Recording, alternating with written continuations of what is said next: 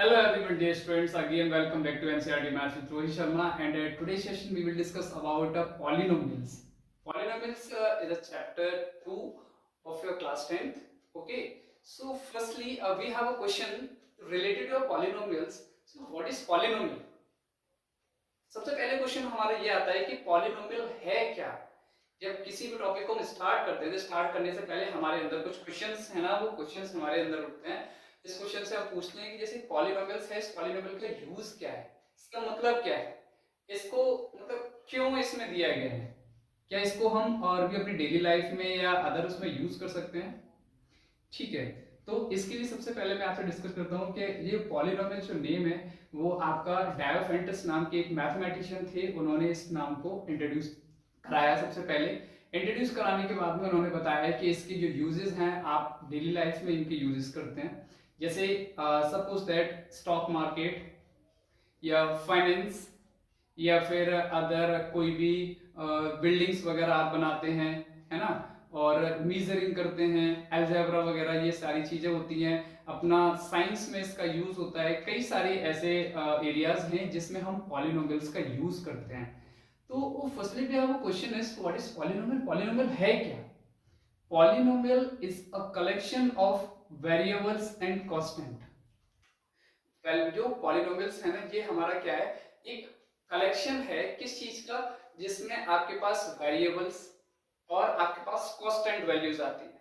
Okay, तो variables इसमें आपके क्या होते हैं, जो ए टू जेड आपकी अल्फाबेट्स होते हैं वो आपके किसके साथ आ जाते हैं, पॉलिनोमियल्स में। और इसके बाद आपके जो काउंटिंग नंबर्स होते हैं जिसको आप रियल नंबर्स भी कहते हैं, तो वो सारे किसके अंडर आ जाते हैं आपके, वो भी आपके पॉलिनोमियल के अंदर आते हैं। ठीक है, तो ये तो था आपका बेसिक, जिसको आपको नॉलेज में रखना था। बट अब अगर हम इसको डिफाइन करें तो पॉलिनोमियल्स क्या है, व्हाट इज पॉलिनोमियल। तो पॉलिनोमियल इसको क्लैरिफाई किया गया है। पॉली मीन्स होता है many, and nomials means terms, many terms. अब जैसे ही हमने इसको डिफाइन किया कि पॉलिनोमियल्स मींस मैनी टर्म्स, अब इसमें देखते ही काफी सारे क्वेश्चंस हमारे अंदर पुट अप होते हैं। जैसे कि टर्म्स है, वो टर्म्स क्या है, इसको कैसे बनाया जाता है, कैसे फाइंड किया जाता है, तो काफी सारी चीजें ऐसे अंदर आती हैं। ठीक है, तो इसके लिए हम क्या करते हैं, इसकी जनरल पॉलिनोमियल एक्सप्रेशन है वो आपका क्या होता है, तो उसको हम लेते हैं। सपोजली आपके पास एक पॉलिनोमियल एक्सप्रेशन है ax square plus bx plus c, ये आपके पास एक पॉलिनोमियल एक्सप्रेशन है। ठीक है, अच्छा, यहां से आते आते एक क्वेश्चन और पुटअप होता है कि पॉलिनोमियल एक्सप्रेशन और पॉलिनोमियल इक्वेशन, इसमें डिफरेंस क्या है। तो ये चीज मैं और आपको क्लियर कर देता हूं कि पॉलिनोमियल एक्सप्रेशन जो है ना वो इस तरीके से लिखा होता है, और पॉलिनोमियल जो इक्वेशन है या पॉलिनोमियल को आप बोल सकते हैं इक्वेशन को, तो उसके लिए हम क्या करते हैं, इक्वल टू 0 कर देते हैं। ठीक है, तो वो क्या बन जाता है, इक्वेशन बन जाती है। ठीक है, लेकिन जब हम यहां से इस चीज को रिमूव कर देते हैं तो फिर ये सिर्फ क्या रह जाता है, ये सिर्फ हमारा रह जाता है पॉलिनोमियल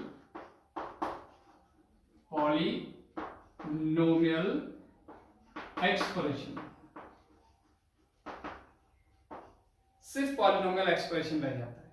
ठीक है, तो अब इस पॉलिनोमियल एक्सप्रेशन के अंदर इन सारी चीज को आपको फाइंड करने के लिए मिलेगा। तो इसके अंदर ऐसी क्या क्या चीजें, जो जो चीज हमें इनकी नीड होती है जिसकी वजह से हम इसको फाइंड कर पाते हैं।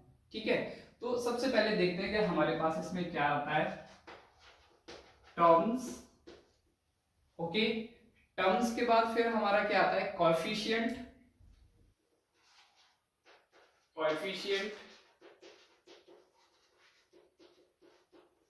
इसके बाद फिर हमारे पास इसमें क्या आता है, constant,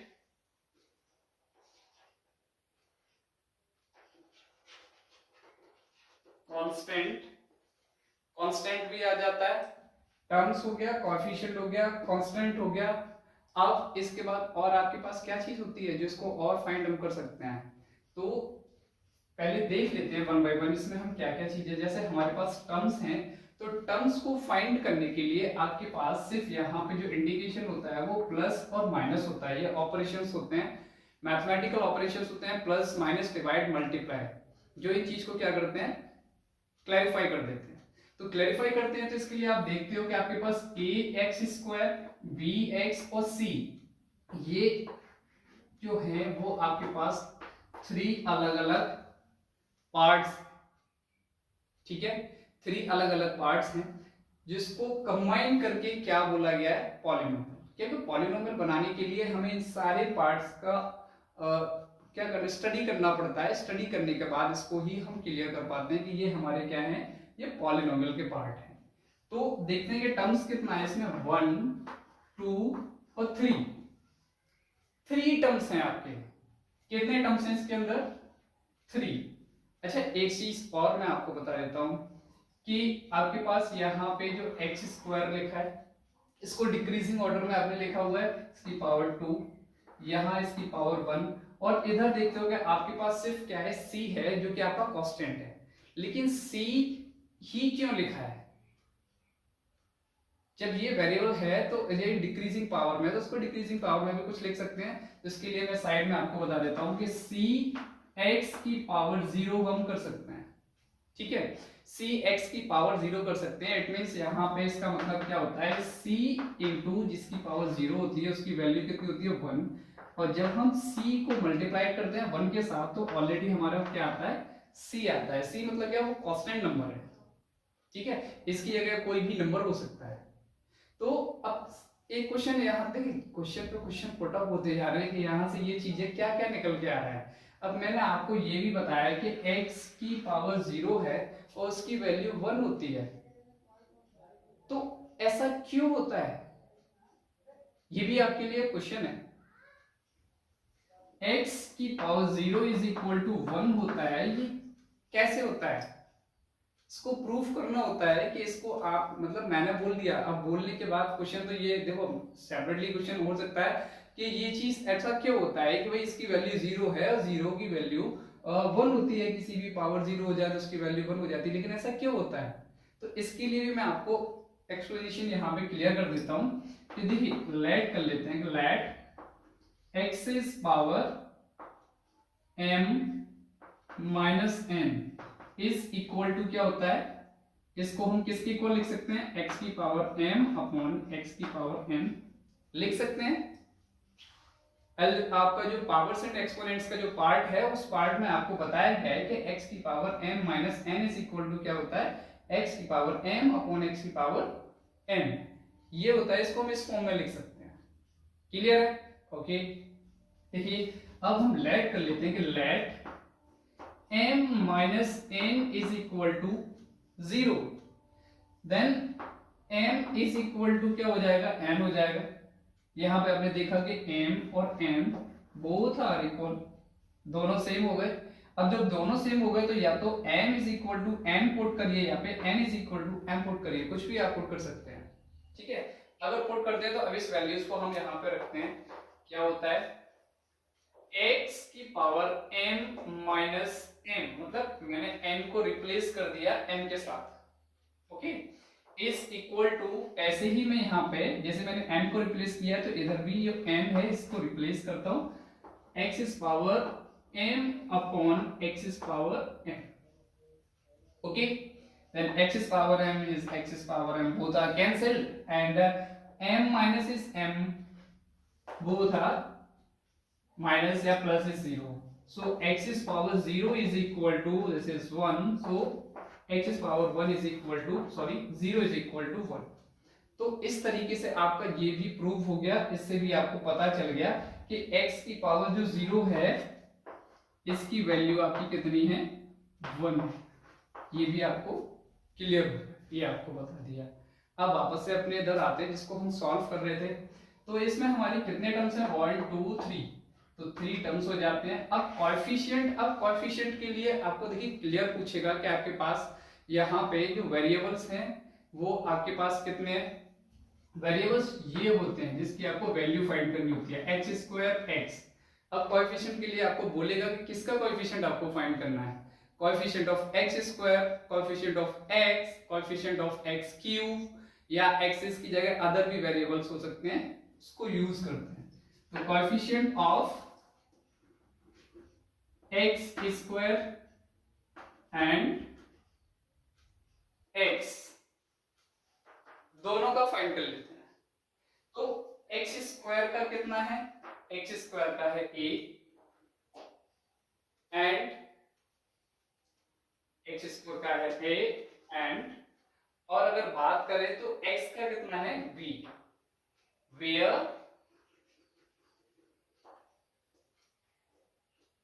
a and b are numbers. Okay, दोनों आपके नंबर्स कहने का मतलब रियल नंबर्स हो सकते हैं, जिसमें कोई भी नंबर आपका आ सकता है, चाहे वो डेसिमल में हो, फ्रैक्शन में हो, या फिर रेशनल हो, इरेशनल हो, कैसा भी नंबर हो सकता है। ठीक है, उसको हम एक एग्जांपल लेंगे, उससे हम उसको इंडिकेट करेंगे। So C your constant value, your constant is C. इसको मैं आपको पहले ही एक्सप्लेन कर चुका हूं कि ऑलरेडी सी यहाँ पे क्यों है ये। ठीक है, तो ये आपका डिस्कशन था पॉलिनोमियल एक्सप्रेशन का। तो पॉलिनोमियल एक्सप्रेशन के अंदर टर्म्स, कोएफिशिएंट्स और कांस्टेंट, ये तीनों चीजें आपने फाइंड की, और इसकी हेल्प से ही आपका जो कंप्लीट पॉलिनोमियल बनता है। ओके, अब डिस्कशन करेंगे इसके पार्ट्स के बारे में। How many parts of polynomial? There are two parts. Yeah, there are two types of polynomials. First, based on degree and based on terms. Terms के बेस पे या फिर डिग्री के बेस पे भी पॉलिनोमियल्स होते हैं। ठीक है, तो अभी तक तो सिर्फ हमने ये ले लिया था, हो सकता है कि यहाँ पे कुछ और भी हो सकता है जिससे आप उसको फाइंड कर सकें। ठीक है, तो अब हम इसके पार्ट्स को डिस्कस करते हैं। लिसन, अब आप देखिए पॉलिनोमियल्स एक्सप्रेशन के यहाँ पे आपके दो पार्ट होते हैं। First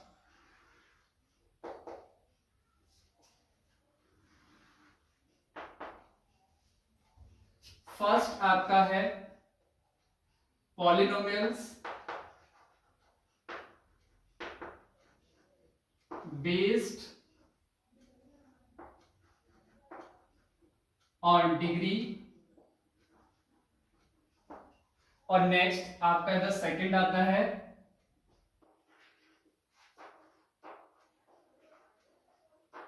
polynomials based on terms.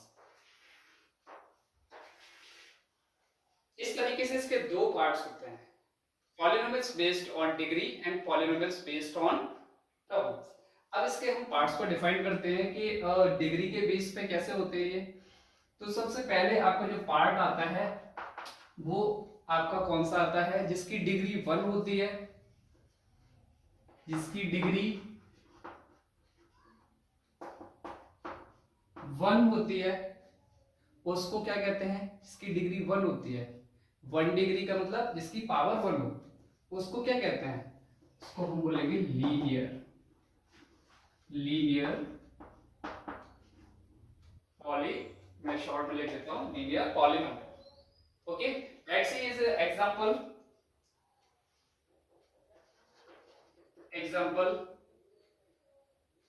6x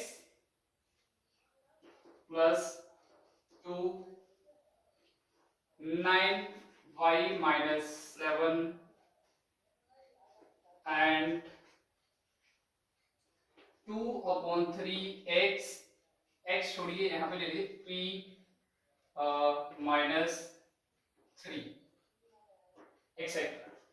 इस तरीके से अब देखिए आपके पास इसके जो वेरिएबल्स हैं, जो वेरिएबल्स आपको शो हो रहे हैं x, y एंड p, तीनों ही वेरिएबल्स में आपकी जो पावर है वो क्या है, आपकी पावर 1 है। इसकी पावर 1 है, उसको सिर्फ 1 टाइम ही लिखा जाता है। ठीक है, ऐसे ही नेक्स्ट अगर हम डिस्कस करें तो नेक्स्ट हमारा क्या होगा, सेकंड इज डिग्री 2। जिसकी डिग्री 2 हो उसको क्या कहते हैं, इसकी डिग्री 2 होगी उसको हम बोलेंगे क्वाड्रेटिक। क्या बोलते हैं, क्वाड्रेटिक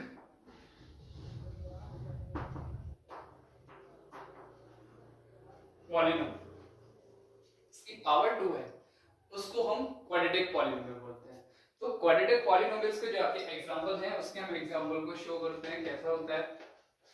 अभी अभी जैसे मैंने आपके सामने एक इक्वेशन लिखा था, मतलब सॉरी एक पॉलिनोमियल लिखा था अभी ऊपर ax² + bx + c, तो वो एक जनरल फॉर्म है, लेकिन इसको अगर हम देखें तो रियल में कैसा हो सकता है, हो सकता है कि x² + 1 हो सकता है, may be possible 2/3 y² - 3 and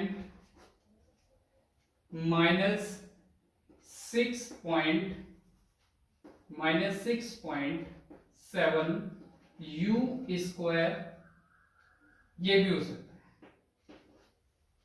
-6.7 u², ये भी हो सकता है। तो ये भी क्या एक पॉलिनोमियल है, ठीक है। नाउ अब इसके हम देखते हैं इसके थर्ड पार्ट को। अब इसका थर्ड पार्ट कैसा है, तो अगर थर्ड पार्ट को हम डिस्कस करें,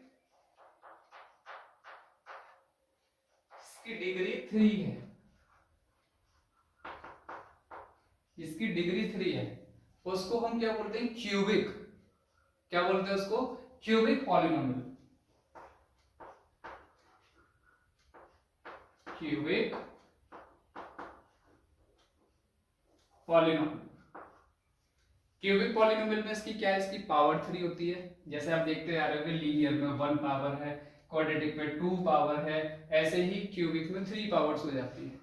तो क्यूबिक में जब 3 पावर्स होती है तो उसका भी हम एक एग्जांपल देख लेते हैं।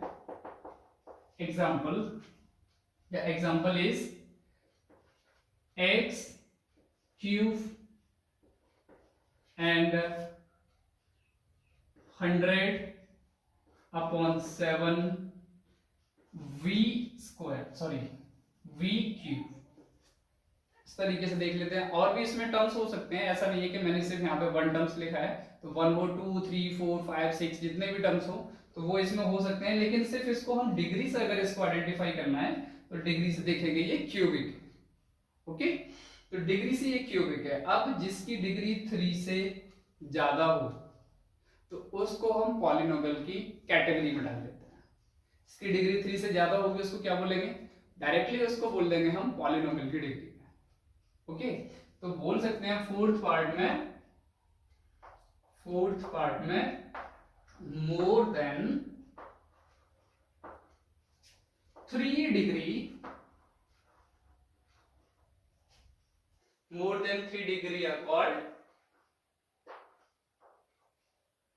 are called polynomial। इसके एग्जांपल की नीड नहीं है, क्योंकि इसमें हो सकता है उसमें पावर 4 हो, 5 हो, 6 हो, 10 हो, इनफाइनाइट तक कुछ भी पावर हो सकती है। तो वो उसको अगर आइडेंटिफाई करेंगे तो वो आपका क्या हो जाएगा, वो पॉलिनोमियल्स की कैटेगरी में आ जाएगा, ओके। तो इस तरीके से आपका ये बेस्ड ऑन डिग्री जो था वो कंप्लीट हो गया। Now I will discuss about based on terms. अब टर्म्स के बेस पे अगर बात करें तो जिसके अंदर 1 टर्म होता है, देखिए अब इसको हम यहां पे क्लियर करते हैं, जिसके अंदर 1 टर्म होता है, टर्म ओनली 1 टर्म होता है, और जिसके पास 1 टर्म होता है उसको हम क्या बोलते हैं, मोनोमियल्स। क्या बोलते हैं उसको, जैसे पॉलिनोमियल है तो पॉलिनोमियल में तो मैनी टर्म्स होते हैं, बहुत सारे टर्म्स होते हैं, लेकिन मोनोमियल्स के अंदर केवल 1 टर्म होता है। 1 टर्म का मतलब हो सकता है वेरिएबल हो या वेरिएबल और कांस्टेंट इन दोनों का कलेक्शन हो सकता है दोनों का कलेक्शन हो। तो इसका भी एक एग्जांपल देखते हैं कैसे। अगर इसके एग्जांपल को आप डिस्कस करते हैं तो एग्जांपल इसका क्या है, 4x², इसके अंदर अगर टर्म्स की बात करें तो ये पूरा क्या है, टर्म्स है। इसको हम कैसे आइडेंटिफाई कर सकते हैं, ये दोनों जो है, इन दोनों क्या है, ये अपने मल्टीप्लाई में है, 4 × x²। तो ये पूरा जो है जब मल्टीप्लाई या डिवीजन की फॉर्म में लिखा होता है तो उसको पूरा 1 टर्म माना जाता है, ठीक है, उसको 1 टर्म ऐड करते हैं। और अगर प्लस और माइनस की अगर फॉर्म है तो उसको हम डिफरेंट यानी कि डिफर आपका पॉलिनोमियल बोलते हैं, ठीक है। So let's see it second,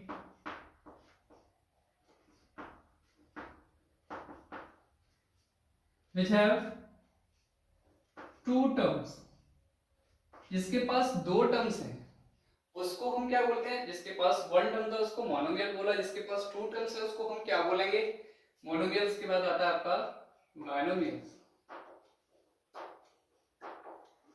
binomial.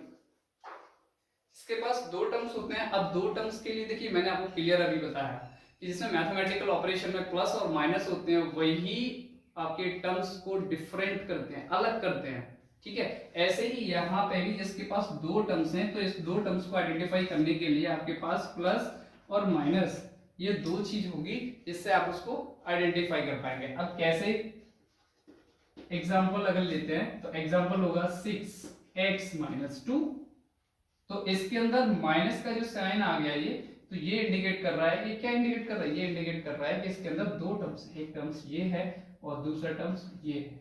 इसका मतलब अगर इसको आइडेंटिफाई करें तो इसको क्या बोलेंगे, binomials.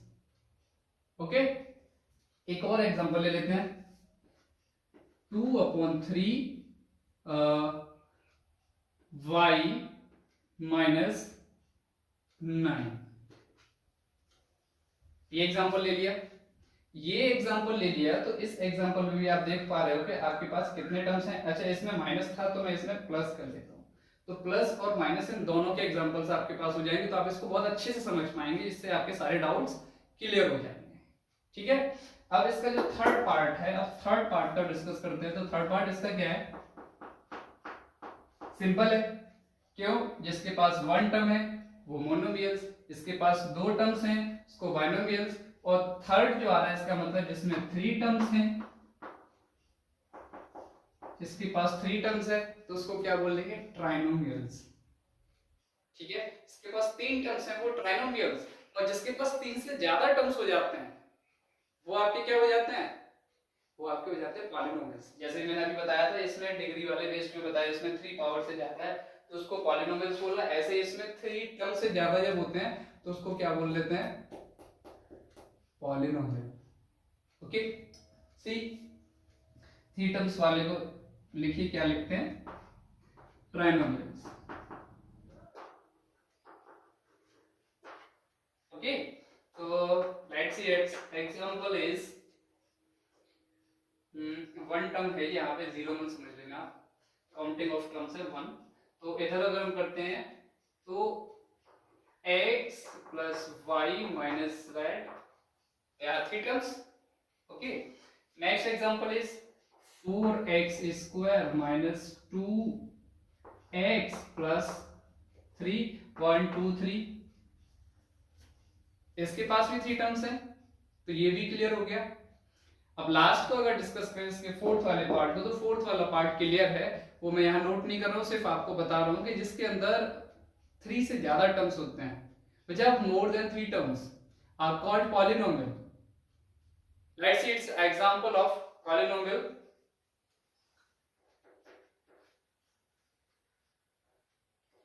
Terms more than 3, more than 3, तो उसको हम क्या बोलेंगे, पॉलिनोमियल।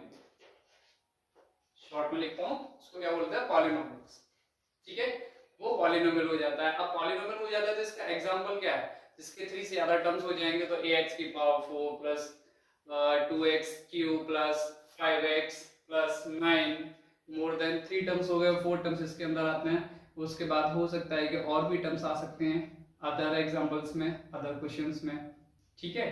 तो ये आपका इंट्रोडक्शन पार्ट था इस पॉलिनोमियल का, वो आपका क्लियर हो चुका है, ठीक है। इसको आप अच्छी तरीके से देखें और हो सकता है तो दूसरे लोगों को भी शेयर करें, तो मैं इसकी एक्सरसाइज आपको जल्दी से जल्दी प्रोवाइड करा दूंगा। Okay, thank you everyone.